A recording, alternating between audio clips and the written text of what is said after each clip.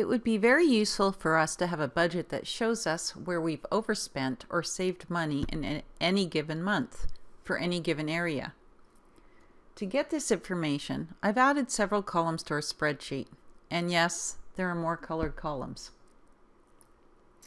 What I've done is I've added monthly variance columns, purple shading, to both the sub-budgets, such as here in the early years budget. And I'm going to move this over so you can see it a little better. You can see all the monthly variance columns I've added. And so I've added those to both the sub-budgets for each area and to the main summary education budget, which also has a variance column for every month.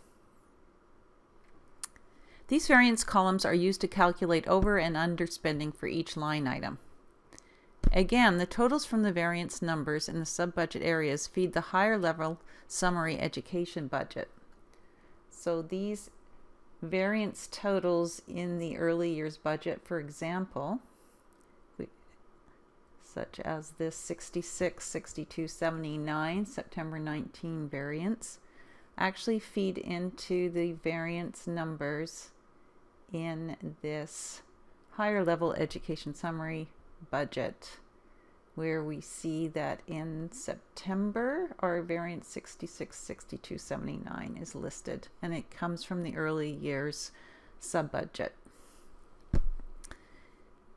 In this way, we can drill down to get a picture of each area's spending, as well as getting a good overview of spending in the education department.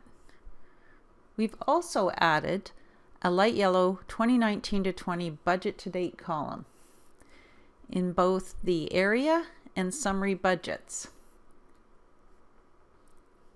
and a 19 to 20 variance to date column in both the area sub-budgets and in the education summary budget,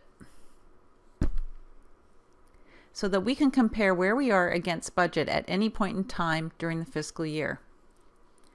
It's good practice to review your budget on a regular basis and make these kinds of updates, so that you can flag budget problems before they get out of control and bring them to the attention of your manager and the finance department.